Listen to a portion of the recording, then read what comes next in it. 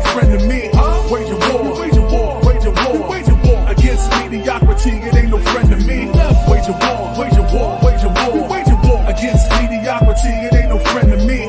Wage a war, wage a war, wage a war, wage a war against mediocrity. It ain't no friend to me. What's up, friends and family? It's your boy, the motivational teacher to the masses, bringing you again another edition of these Motivational Mondays. I hope your week is off to a fantastic start. If you would, please invite your top 5 relationships. If they can't go with you, guess what? They can't grow with you. If you would, please go ahead and let your mama and your cousin them know that the motivational teacher has gone live on this glorious Monday afternoon. If you would, please go ahead and share these to your friends and your family. I'm about to do the same thing. And hey, Vanika, thanks for joining us tonight. And as you pop in the room, say something, let your boy know that you're out here so I can shout you out. Because I got friends and family out there I know that chime into this conversation. Thank you, Vanika. They can't grow with me. They can't go with me. This journey is definitely one that if I know you, I want to ride it with you. I'm sharing this to my top 5 right now. So if you're out there and you get this from me, just know, man, I value you in high regard, and I want you to be able to grow with me and go with me, and we're going to change this doggone world one person at a time. All right, so I'm starting to get people in the room. Yo, what's up? I see people out there. What's up out there, Facebook? Let me know you out there. I see the eyes out there. Let me know you out there, Facebook. Holla at your boy. Give me all my replayers. Give me about 30 more seconds as I share this out right now. And we are about to commence to this bread breaking right now. And like they say in Los Poker, right now. Hey, guys, thank y'all for joining us tonight. I just shared this out to all my friends and families, man. We going together. So let's let this bread breaking commence. I'm not going to be on here long tonight, and I hope you all are able to stay with me the entire time. If somebody's out there on Facebook, could you post something and let me know that Facebook is working? Sometimes the comments are a little funky. So if you're out there on Facebook, say what's up, holla at your boy, and let me know that Facebook comments are working. I see eyes on Facebook, but I see YouTube are the majority of the eyes. Thank y'all for joining us tonight, YouTube. Okay, that's my sister. So now I just wanted to make sure we're up to double-digit eyes. So thank you all. Share this with 1 or 2 people as we begin this bread break. And I promised myself tonight, I went back and listened to my video last week.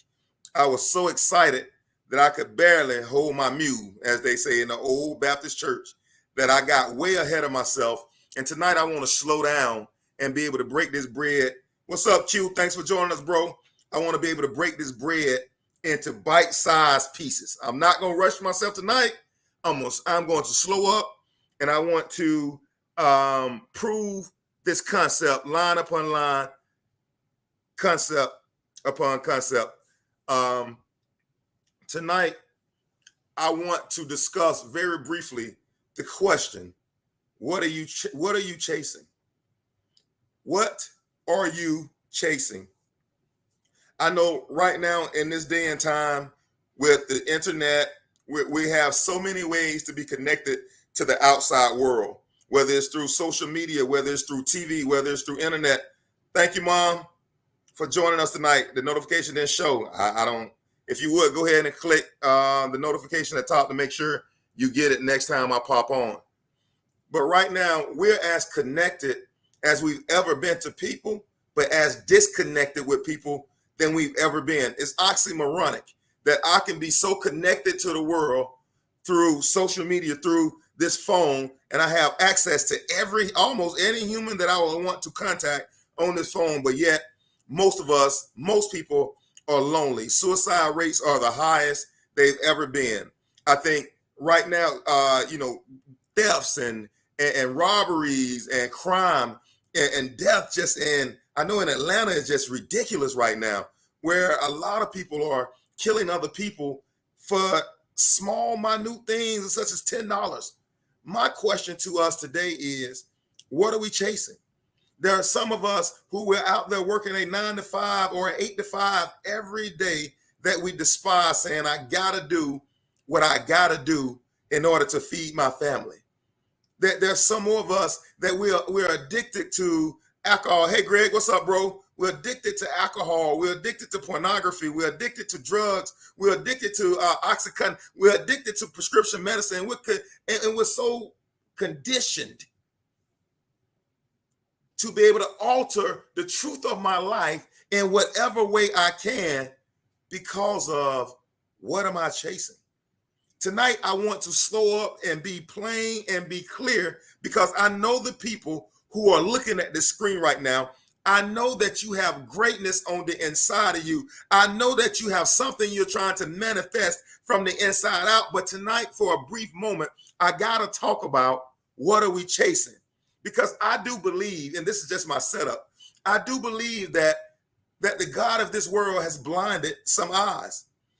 As I sit there and I listen to radio shows or as the TV play in the background and you hear and see with the housewives of Atlanta or the housewives of New Jersey or the different talk shows, they portray this lifestyle that's not even real to them. And a lot of us has begun to judge our lives based on the measuring stick of the Joneses.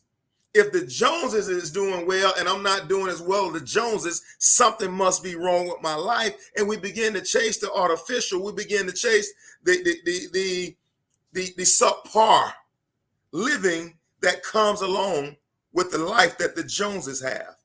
And tonight I came to dispel that myth of you have competition, because ultimately you don't have any competition. Ultimately, God gave you a gift from the foundation of the earth, and somebody else prospering in an area have nothing to do with you prospering in a certain area, because what God is giving you is truly for you, and that no one else in this earth can fulfill the fingerprints of what your hand can do. So let's stop thinking about what my neighbor is doing or what somebody portrayed on Instagram or what somebody else is doing in Facebook or what my neighbor is doing or what my former classmate is doing. Let's stop thinking externally. And like my son Christian said, let's start thinking internally, and we will begin to change and shape what we believe about our own lives, and the manifestation of our life will change. Motivational teacher, how is it in this time? There's so much connectivity, but most people are so disconnected. I'm about to break bread. And for a brief moment, it's all about what you are chasing. What are you chasing? Our definition for chase, and it's coming directly from the dictionary: pursue in order to catch or catch up with. And I think a lot of times we miss that. Somebody get in the chat box. Let me give you that definition again. The word chasing: pursue in order to catch or to catch up with. Now that definition is so profound because most of us believe that we're chasing to catch something. Oh, I'm about to break bread. We believe that my life's work and my life's journey is so far out ahead of us that I'm chasing with no definite end in mind. We believe that we're chasing this lifestyle of the Joneses with no definite end in style. We believe that I'm chasing this version of who I am with no definite end in sight. The reason why we chase, and we chase so blindly, oh my God, I'm about to break bread. I'm about to break bread, and I'm up to with a 27 eyes. So if you out there, man, shout your boy out. I know some people out there listening that ain't in that chat box. Holler at your boy. We got plenty of eyes on here tonight, so holler at your boy out there tonight. So we chase so blindly, but if you had to throw a dart at the destination, how many of us could tell us what I am actually chasing? Most of us are chasing a position, which a position, a job, a title, most of those will fade with time, and most of those evolve over time to be something else. Most of us are chasing a financial dollar. I want to be a millionaire. Most of us are chasing a dollar sign that even if you got to become a millionaire, that most often by the time we become a millionaire, we're already spending $1 million. Becoming a millionaire and spending $1 million makes you the same as somebody making $40,000 and spending $40,000. Like, we're chasing a fictitious destination with no true end in sight. Honestly, let's break bread now. With no true end in sight, and it's okay, but no real way to identify if what I'm chasing is truly connected to my gifting, my purpose, and my calling. We're committing our lives to chasing something. And I commend everybody that wake up in the morning, I talked about it last week, that's being pulled by something versus being pushed by life. Oh, I got to get up and pay bills. Let me go to work so I can pay bills. That's being pushed by life. But I want to be poor from life. In order to be poor from life, I need a purpose much greater than me. And I hate to tell you, dollars and cents is just currency. It's just currency. What if I told you money aligns with the frequency that you live on in your life? Most of us put money on a pedestal and we think like, my financial income goal, I got to get here. I'm telling you, money is a consequence of the right actions. Don't chase the consequence, chase the actions. What am I chasing? What am I chasing? What the 37 eyes? What am I chasing? Is what I'm chasing real? I like to call it this: the true riches. Is what I'm chasing really going to give me the outcome? Oh, I love that word. The outcome that I ultimately want with my life. And there's so many of us that spend X amount of years of our life chasing a myth. I used to do marriage counseling, and when people that was about to get married, and the majority of the people that were about to get married always had this idea of what marriage was, where my husband, and to the female, the husband is providing all my needs, all our bills are paid, everything in our house is run completely, and I get to use my days however I choose. And then the husband has this idea that when I come home from work, my wife is gonna have me some food, and we're gonna go to the bedroom. We're gonna do all the adult plan we want for the next 4 to 6, however long it goes on. And then we leave that place and go watch Monday Night Football. So they all have an idea of what they chasing, what's called marriage. But now, no more than 50%, and this is in the church and in the world, more than 50% of marriages end in divorce in America, in the world right now. Why? Because the idea of chasing a marriage is fictitious and not chasing the work that it takes to create a marriage. We're always looking at the currency and not the work to create the currency. A great marriage is like money. It's a currency. It's built because of the actions that underline it. Oh my God, I'm breaking bread tonight. A great marriage is built by the behaviors that are the foundation of it. A great marriage is not built on what my mind believes it is. I'm breaking bread right now, boy. I'm breaking bread right now. And until the moment where what you chasing. Oh yeah, I'm going somewhere tonight, y'all. Y'all better tell y'all mama and them, y'all cousin them, y'all better hop on this live tonight, because your life will be changed tonight, because everything that you want is you're looking and you're chasing the outcome. And I'm saying, don't chase the outcome, chase the behaviors that reached the outcome. What are you chasing? Our definition of chasing, let me read it one more time. Pursue in order to catch, or to catch up with. What if I told you that everything that you were created to be was already within your grasp? You're not catching it, you're catching up to it. What if I told you before the foundation of the earth, your gifts and your calling had already predestined? What if I told you from the foundation of the earth that you will come and you will have life and have it more abundantly? What if I told you that when you came that you were more than a conqueror? I'm not looking to catch it. I'm looking to catch up to it, because two different mindset. Catching it means that it exists somewhere out in the world. Catching up is I know the physical location of how to find it. I'm breaking bread tonight. Everything that you ever desired is in chasing in one. Oh my God, I'm about to break bread. You've been chasing natural, man-made destinations. Come on, Viniqua, awaken my I am. We've been chasing these man-made.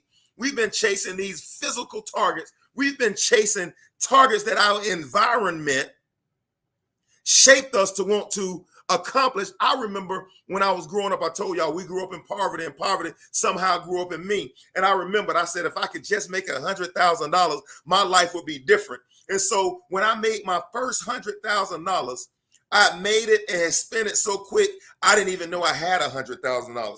I did my taxes, that came back. Woo woo! I think that year I went over, I made $109,000, and I couldn't show you $3,000 in the bank to show for it, because I spent $100,000 trying to make $100,000. And by the time I made it, it was gone, because why? I had $100,000 as my aim. I made the $100,000, but it wasn't a true destination. I am about to break bread in here tonight. You've been chasing these things and these targets without a true destination. And tonight we're going to break bread on what should I actually be chasing, motivational teacher? Like I know I have big goals. I know I have a dream. I know I have all these things I want to do in my life. Motivational teacher, what should I be chasing? And tonight you are about to find out what you should be chasing that's going to absolutely change your life. What you should be chasing has no physical location. What you should be chasing created and separated the heavens from the earth. I love it in Psalm 63. He said, God, you, God, are my God. Earnestly I seek you. I thirst for you. My whole being longs for you. Oh my God, I am about to break bread. Why is it that David said, I earnestly seek you? A lot of us has been chasing a lot of things. We've been chasing a lot of places, but we never really chased the one that gave me life from the foundation of this earth. And we're not going to turn this into a church service. We're not going to turn this into something that is not, but I do want you to think for a moment what you've been chasing. And I'm telling you, everything that you've ever wanted is in chasing in one place. Oh my God, I'm about to break bread. I am about to break bread. I know I'm the motivational teacher to the masses. I never try to deploy my beliefs on anybody out there, but I do want to tell you today that if you're not pursuing the King of Kings and the Lord of Lords, if God isn't your pursuit over everything, everything else change. The targets may change. $1 million today in 10 years is going to seem like 100,000. All those targets change, but he's the thing he's the person that remains the same yesterday, today, and forevermore. If chasing God isn't the foundation, everything else is on shaky ground. Why is it? I can chase my goals and I can chase my dreams, but if I don't have the proper foundation, and my foundation is in chasing God and who he is and the revelation of who he is and who I am in him, then my plan, my master plan, is flawed from the beginning. I do believe that what it say, you're the captain of your fate. I do believe that you come to the conclusion that you derive a lot of decisions in your life. I 1000% absolutely agree with that. You do. Don't get me wrong. I do believe that the choices you make ultimately determine and dictate what seat we sit in. I believe that cause and effect is real. But chasing has everything to do with you and who you believe that you are. You can run all day after a thing and never accomplish it because you never became the person who could attain it. I'm telling you, by chasing the principles. I love Miles Monroe talk about principles. He said principles work everywhere. That's why he only teaching principles. By chasing principles, by chasing principles, by chasing God, his ways of doing things and being right, his kingdom, you know that those laws are universal. The same laws for Adam and Eve work for you today. The seed is within itself. Daytime and night seasons, they all still exist. Those same principles that was written in the foundation are the same principles that work for you today. I love it. I love it that most of us are turning to CNN to find our destiny, or we're turning to Fox News to see, or we're turning to CNBC to see what the stock market is going to do to determine how we invest our time and how we invest our money. But I'm telling you, there is a guaranteed play in the Lord of Lords and the King of Kings, that if we chase him, these other things will be added unto you. But if you chase those things, you won't find the true riches. He said, my heart longs after you. And see, most of us don't spend time chasing who the great I am because we don't believe that there's a benefit that's directly correlated to chasing him. And see, my thing is this, and I'm not going to tell you, and I am coming from the Christian perspective tonight, but I'm not going to tell you that running around quoting scripture and doing all these things are going to get you somewhere. I'm telling you that chasing him and finding new revelations about who God is give you better revelations about who you are. I just broke bread. Some of y'all didn't get that. Chasing him gives you a better revelation of who you are, of who he is, but then that turns around and gives you a better revelation of who he is in and through you. It gives you a new revelation of who you are. I think doing all this chasing without getting revelation is a waste of time. Chasing without revelation is a waste of time. What have I learned that I can apply? Oh yeah, I'm breaking bread right now. We're doing so many things and we're leaving the foundation of what success is. The foundation of success is let him make man in his image and his likeness. Let him be fruitful and multiply. The foundation of success is who God is and who he is through you. The only way a man can be fruitful and multiply is because God said he could. That's a bread breaking moment. That's a bread breaking moment. I love the fact that it says, I see somebody in there talking about we really don't know ourselves, but through he said, Jesus, I was finding myself in the scripture. Too many of us are looking to find ourselves externally, watching news, watching the TV, and we've been chasing those false idols when everything that I am, oh my God, I feel that. And in him I live, I move, and I have my being. Everything that I am is rooted in who he is through my awakened I am. And we're chasing we're chasing money, we're chasing things, and we're chasing cars to an end of what? When I reach it, now what?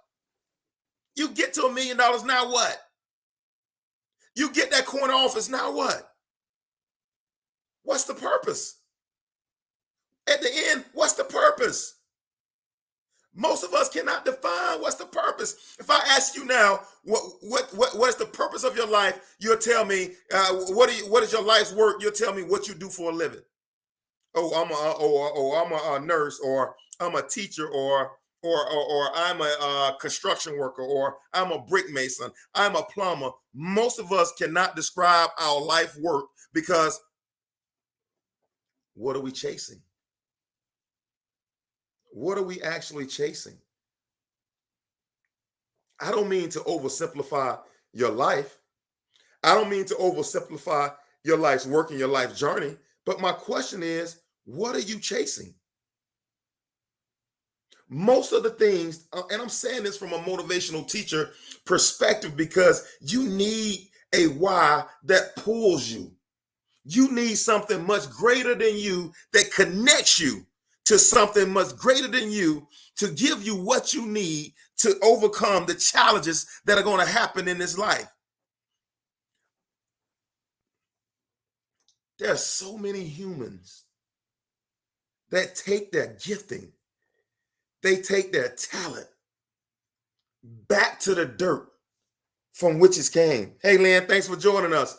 We take that gifting, we take that talent back to the dirt from which it came, but it came from the dirt for a day and a season such as this, because you were needed on this earth for a season such as this. Don't judge yourself because I haven't found my life's work yet, but I say begin chasing after the great I am who awakens your I am, and you will find out that you're going to be put in the field of your dreams if you're finding new revelations about you based on what he said about himself and what he said about you. The only reason why Abraham could start up that mountain without his son, because he had a revelation of who Jehovah Jireh was. He knew who Jireh was. And because he knew who Jehovah Jireh was, he started up that hill to slay his son. But he knew, like, no, I know Jireh. He is my provider. It gave Abraham a new revelation of who he was by knowing who Jehovah Jireh was. He started up that mountain with his son to sacrifice him, knowing that it had to be a ram in the bush, because I got a revelation of who God is. That's a bread-breaking moment. That's a bread-breaking moment, because he had a revelation of who he is. I remember when I wanted to do something greater with my life. All I had known my whole life is we knew poverty, we knew debt. I went to the Harvard of the South, but I had very little confidence. I made it out, and I started getting, once I graduated from Vanderbilt, I got a new revelation of who God was in and through me, because I know that personally I wasn't qualified to make it out that school. At least I thought I wasn't, based on how, let me reframe that. I thought I wasn't qualified. I thought I wasn't smart enough. I thought I didn't possess the right skills in order to graduate Vanderbilt in 4 years. I didn't know who I was at the time. And so when people don't know the purpose of a thing, we tend to abuse it. I didn't know who I was at the time because I just never been taught who I was in and through him, that I knew all things were possible. So I believed that I couldn't do it, but I kept going to class every day. I kept showing up when things got tough. I had to go, and I could do all things who strengthened. I just got to make it the next hour. And there were days I quit. I'm breaking bread right now. There were days I quit. I packed my car. I said, I can't do it. I don't possess it. But then there was that still small voice every time I look in that rearview mirror on my way back down 65 to give up, that said, no, son, you got to fight a little bit longer. You got to fight a little while longer. I graduated in 4 years at Vanderbilt, and I got a little revelation about who God is in and through me. And I said, oh my God, I made it. I made it out. And it gave me a new revelation of who God is in and through me. And I remember when I decided, I did life insurance. I sold life insurance. I did mutual funds. I didn't own a stock at all of my life, but I had this grand idea. I want to be a stockbroker. And so I started going around to all the brokerage firms in Alabama. And I was like, man, I want to be a stockbroker. And I started going around, and I landed on one brokerage firm that gave me an opportunity. It was only one black stockbroker in the city at that time. And I said, okay, I still want to do this. And I went into these firms, and it took one manager to say, look, I'm not going to hire you. But what I am going to do He gave me 2 books totaling 1,300 pages, and I had to go take the Series 7 in 30 days. And he signed me up for the Series 7 under his brokerage firm's name. And he said, if you don't pass this test, don't worry about coming back. Don't even worry about coming back to the office. Don't even worry about stopping by the office. Just know it was a great opportunity, but it ain't going to work for you. And so I took 1,300 pages, which I knew nothing about money at the time. But what I did know is that it couldn't be much different than Vanderbilt. What I did know was I didn't think in my mind I was qualified to be there. I didn't think in my mind that I was smart enough to finish. I didn't think in my mind that I had the resolve to make it. But I knew something at the end of 4 years. I had all the things I thought I didn't. I learned a new revelation. So when I went in to sit down to take that Series 7 test, 1,300 pages, no phone conversation, no tutors, no mentors, me and the books.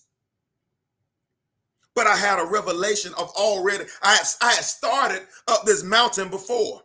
Oh my God, I'm breaking bread up in here. I had started up this mountain before at Vanderbilt, and this mountain felt as insurmountable as that mountain. But God, I had a revelation of who he was. I had a new revelation of who he was, and it gave me a better revelation of who I am. I'm breaking bread. Come on, Barbara. What's up, Angelique? I'm breaking bread tonight. And I'm telling you, we've been chasing things, and I'm asking you to chase after something eternal that reveals who you are to you. See, our revelation for all of our life has been external, only what people have said about you.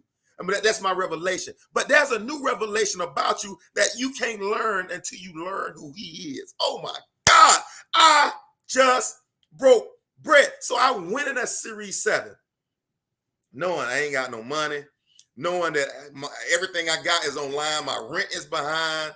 I gotta pass this test, and I went in. Only 66% of the people that take it pass it. 44% that take it fail. And I'm like, okay, I can't be in the 44%. And I remember, I'm like, man, like it cannot be hard as calculus. It cannot be as hard as physical science. It cannot be as hard as geology. And I went in knowing that revelation. I took that exam. I made an 84. I passed that test. You need a 70 to pass. I made 84. And I walked out and I became a stockbroker. I tell you that story. Why? Because without me having a revelation of who he was at Vanderbilt, I wouldn't have had the strength, the gall, the resignation to go in and take that exam and pass it without having that revelation of who he is. You said motivational teacher. Motivational teacher. I need to know him more intimately. Motivational teacher. I need to know him. I need to know him greater. I'm telling you right now. The more you know God's character, God's ways of doing things, the more you learn about you. And you start to realize that everything, for a lack of a better term, better way of explaining this, that everything in this world is a stage play. That every problem, every situation in your life is staged. All of these obstacles have been placed in your way to distract you from a desired end. What's our definition for pursue? Pursue in order to catch or to catch up with. All of these obstacles have been put in your way to hinder and prevent you from catching up to. It's all a stage play.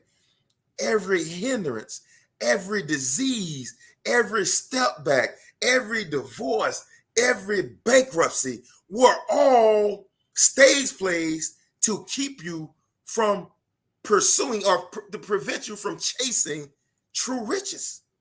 Oh my God, that's a bread-breaking moment. None of the things, oh my God, that you encountered were real. The only thing that's real, I'm gonna say this, is what you eat, what you encounter that is eternal.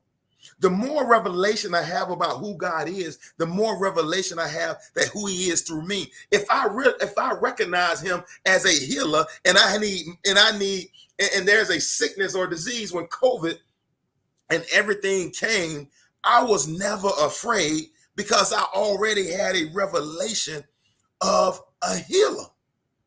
Even if I got it, it can't kill me because I got a new revelation of who God is in and through me. COVID is a distraction. Oh my God, that's a bread breaking moment. Could it be that you've been chasing for so long, that trying to void a distraction in your life, that became your ultimate goal? If I can just ever get out of debt, which I want you to be able to get out of debt. But if you're chasing to get out of debt, listen at the negative connotation. As you begin to chase to get out of debt, debt is your only life's focus. Just automatically, by you trying to chase out of debt, trying to get out of debt, is going to lead you into more debt, because debt is your aim and your focus. Instead of, man, I want to get to a place where I have nothing missing, nothing lacking, wholeness and soundness. That's a different aim. I just got to get out of debt. You'll always be in debt with that mindset. That's why I hate AA. The first thing, my name is so-and-so, and I'm an alcoholic. I used to work a 12-step program in Alabama, and I did not like step one, that every time you say a word, you got my name is this person, and I'm an alcoholic. I don't like the fact that because you once were a thing means that you're that every day for the rest of your life. And we wonder why so many people relapse back into alcoholism. Why? Because every time you speak, you're saying, my name is John, and I'm an alcoholic. I don't believe in that method. I think my name is John, and I have overcome alcohol. Or my name is John, and I'm overcoming alcohol. I don't like the first step in that program, because it's teaching you, or it's telling you, it's subconsciously wiring you to believe that you cannot live without I am an alcoholic. Anything that follows I am is attached to your soul, and you cannot shake it. I will just want to get out of debt. Debt is attached to your soul. I want life, and I want it more abundantly. Chase after that. Chase after that got to give you a new revelation of who God is. Trying to get out of debt, it ain't, don't need no new revelation of that. I am fearfully and I am wonderfully made. Come on, man. Chase after that. Like, I have anxiety about what I want to do in my life. I don't know. Sometimes I have so much self-doubt at times that I just sometimes become paranoid, and I just be paralyzed and can't move. Why? Because you need to stop chasing after, I'm just trying to do a little bit. You need to chase. I am fearfully and I am wonderfully made. Oh my God, that's a bread-breaking moment. Chasing, I'm fearfully and wonderfully made, make you have to find a new revelation of who God was, because you got to tap into his mind when he made you. Every now and then, when times get tough, anxiety slips in. I have to go take these 4 or 5 medicines in order to calm my nerves. You need a new revelation. You need a new revelation of who God is in and through you. We've been chasing. I'm going to say this. We've been chasing these natural desires of which the world has given us as a target. Our environment has taught us that how we're supposed to dress and what are we supposed to look like and how we're supposed to talk. And we've made our environment the aim of our life. And everything that I aspire to be is based on what I see another person doing. It's based on having the approval of 4 or 5 other people. We got to chase the true image of who God made us, and not just chasing the natural manifestation of what we think. All these things will be added unto you, but we first have to chase after the great I am. I love it. He said, God, you are my God, earnestly, and I seek you. I thirst for you. My whole being longs for you. That's a whole nother different way of living. When God and I are on the same page, We are ultimately the majority, and nothing in this world is too hard for him, which makes nothing in this world too hard for me. I got some people chiming into this image. Sam said, the power of the tongue is real. My mom said, made in his image. Vaniqua said, yes, I am fearfully and wonderfully made, and there's more to me than just being that nurse. Absolutely. Absolutely, Vaniqua. Q said, yep, we are made in his image. Image looks in the mirror. Come on, man. If I want to know more about me, I need to look at my reflection. Q, I might go somewhere right there with that. I might go somewhere with that. My next point. The Angelique, the artist, says, chase the true image of who God made us to be. Q said, we think too lowly, in all caps. Q, I'm with you on that. But guess why? Guess why we think so lowly, though, Q? You know what? The world needs for us to think lowly of ourselves for this economy to stay the way it does. Why do you think they brought slaves over here in the first place? Why do you think they made slaves feel less than themselves? Because they always need somebody on the ground to do the work. And in order to do that, I can't build you up. I can't empower you. I really need you not to think as good about yourself as you should, so you can keep doing the things I need for you to do to build my kingdom. You ask me what's the problem with this economic system. This economic system is based on classes. It's based on classes. It's a class system. And as long as you got a class system, you got to have some people that are on the bottom. And that's the problem with this American system. And you have everything and everyone in this American system vying for your I am. And most people want you to be average so they can control your mind. If I control your mind, I control your body. If I control your body, I control your time. If I control your time, I control your life. Everybody out here is vying to control your life. The more highly you think about yourself, the more character you have and the more boundaries you set for your own life. And there's just some boundaries you're not going to go outside of, because you know that your promotion ain't the left or right, north or south, but your promotion comes from the great I am who awakens your I am. So I set my standards high. I'm breaking bread right now. But as long as they can have me thinking, oh, I'm just a filthy rag. Oh, I'm just barely making it. I told my son, me and my sons, we have these conversations every morning about empowerment, about empowering yourself, empowering your community, and empowering the world. You were sent here not to work a job. You were sent here to change this world. In order to be able to change this world, number one, you have to have conviction. And number two, you have to have resources. And I told my son, I said, hey, man, like, I do believe that if you want it, your gifting can get you a $300 million 5-year contract where you can go out and whatever your passion is, if it's feeding the sick, you can go, feeding the hungry. If it's going to St. Jude and visiting cancer patients and being able to pay for their parents a new house, whatever it is, whatever your passion is, you can do it. And so my son, my youngest son, went to school and told his teacher what I was saying about having resources in order to change the world. And his teacher, which he goes to a Christian school, and so his teacher came back and said to him, which he told me in the car that afternoon, he said, Dad, my teacher doesn't agree with you. My teacher said we shouldn't store up riches on this earth. I said, stop right there. I said, one thing the Williamses are not doing is taking a vow of poverty, because God came that we can have life and have it more abundantly, and to the full, till our cup runneth over. In order for our cup to run over, it means we have more to share. So if you're only living to fill your cup, then I'm telling you, you're in denial of why you've been put on earth.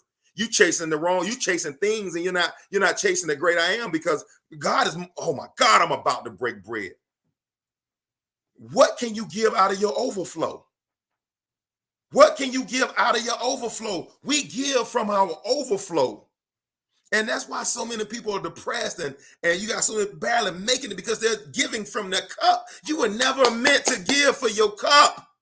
You were meant to give from your overflow, because we've all decided that barely making it, a vow of poverty, I just got enough for me and mine. We've decided that that's our contribution to society. And no matter what you believe about yourself, it's true.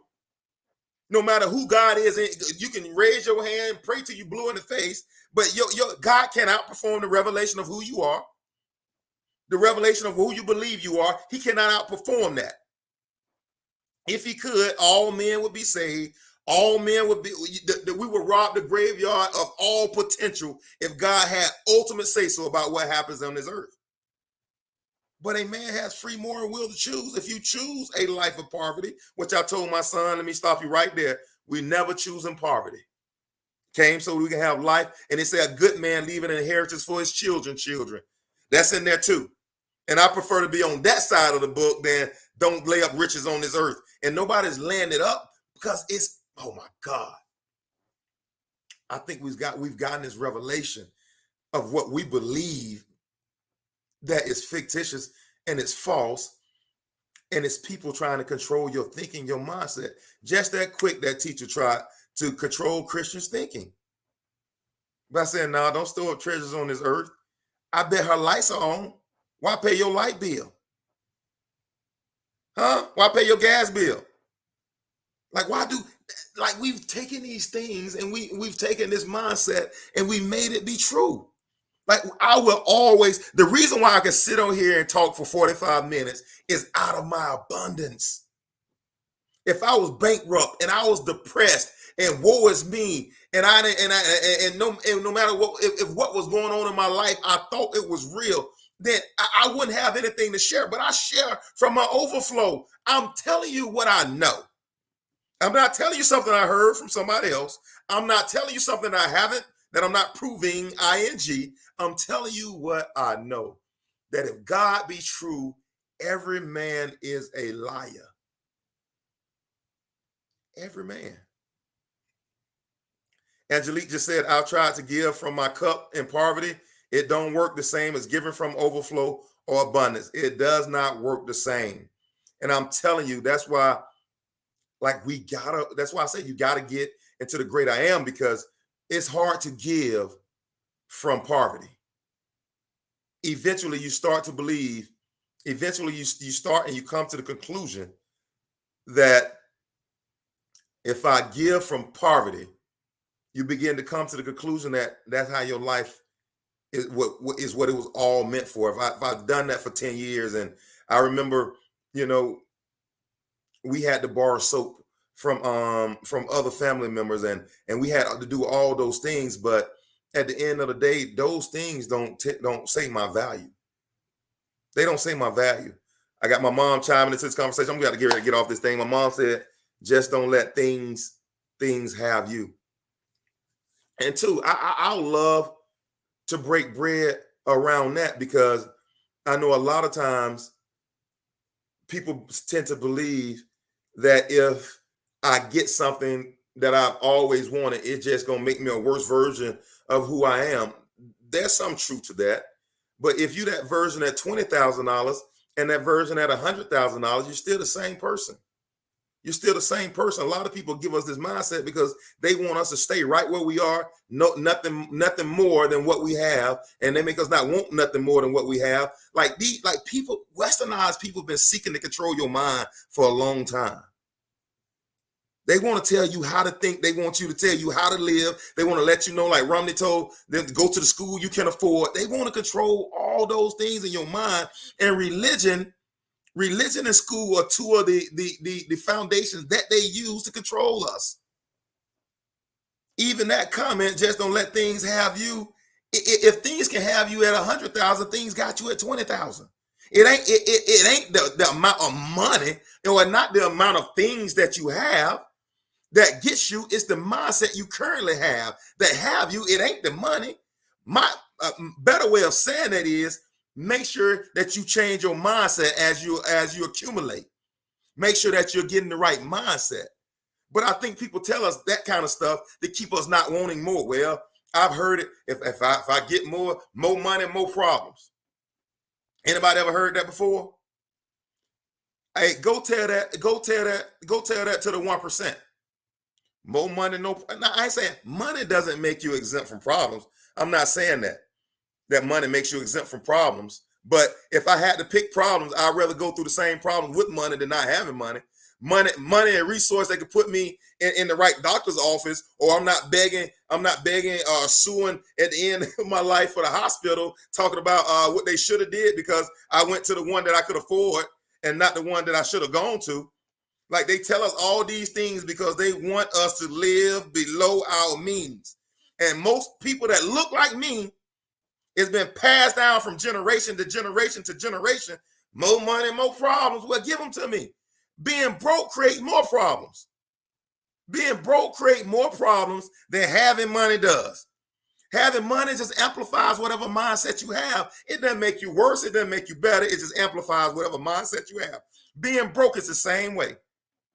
I just broke bread. I just broke bread. Well, you don't need all that money. You speak for yourself. You don't know how many lives I can change with this money. You don't know how many, what purpose the great I am wants to use to accomplish with this money. I don't need all that. That's why you got what you got, because of how you speak about it. You don't need all that. Man, listen. I see Tori. Hey, Tori, thanks for joining in here, bro. I see Tori on here. I remember when we were starting Atlanta South Hoops, our basketball organization on the south side of Atlanta. I remember all people, he just doing that for your child. You know, everybody thought he just doing that for AJ. Now we have 5 or 6 teams, and I got a kid that play on one. You don't need, why you committing all that time to other? This is my ministry.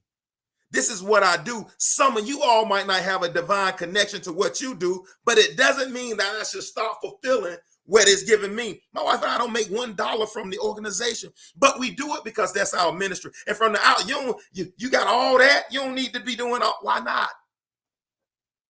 Why not? Why not? And I think we sit down for too long and we listen to these small-minded people and we begin to adopt their ideas. We begin to adopt their thoughts for our life, and we walk around in poverty or the poverty mindset just like they do. When you got greater on the inside of you. You need to upgrade your circle, man. Get out of this small thinking. Listen, if your confidence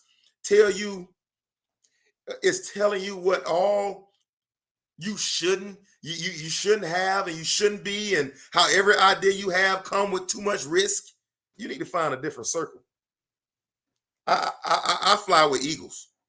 I fly with eagles, and so I have very little time to be plucking with the chickens. Greater is he that's on the inside of me than he that's in the world. And more money, more problems. I'm not listening to that stuff no more.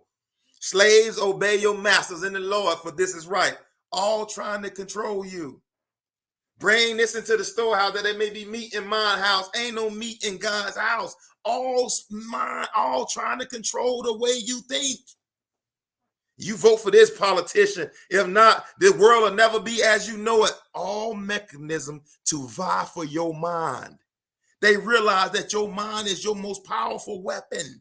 You got folk tearing down the Capitol because they think because a Democrat is in the House that life is going to be completely different, and the America that we knew will never be. Guess what? It's been Democrats and Republicans in America, in this American democracy since George Washington. To say that it'll never be the same because you put a Republican in this 4 years and you put a Democrat in the next 4 years, that it'll never be the same. They're all vying for your attention and space in your mind. They want you to believe what they believe without you even processing what you believe. And that's why what's up, V Ford? That's why there's so many people taking their potential back to the dirt from whence it was created. What are you chasing? Own these 6 inches of real estate between you. This is the most important real estate in your life is the 6 inches between your ears. Oh my God, I broke bread tonight. I didn't mean to, come on, Angelique. I didn't mean to go that far, go down that road, but I think, man, religion has sought to make I'm gonna say this. I think religion has sought to make us clones of what they believe we should be, which says that I put no thought, I put no thought into what I believe. I listen to what you tell me, what to say, what to believe, and I do it because you said, and I'm telling you, all these things are vying for you to chase it. And God is saying, chase me. Chase me. I love the way my boy said, he said, I earnestly seek you. I thirst for you. My whole being longs for you. He said, chase me. Don't chase my hand. Don't chase all these things gonna be given to you, but chase a higher revelation of who God is so he can reveal that higher revelation to you. I just broke bread. That's a higher revelation of who you are, but we can never get there because we don't got a higher revelation of who he is in and through us. What are you chasing? It's been a bread breaking Monday night, man. I am so excited about having you all in here tonight. And I think tonight was probably our most viewed Motivational Monday live, probably in the last 6 or 8 months. So thank you all for sharing. Thank you all for being a part of this conversation. And it really makes a difference when you all are in the room, because I really do take most of this conversation live from the chat. And I love being able to interact with you all that way, because I want to make sure that this creates the most value for you in your life. If you invest 2, 3, 4 minutes, 7 minutes, I think the average listen time is 6 minutes. 6 minutes into this video, I really, really want you to get something from it. And until next time, I am challenging you to wage war on mediocrity. Your boy is out. It ain't no friend to me.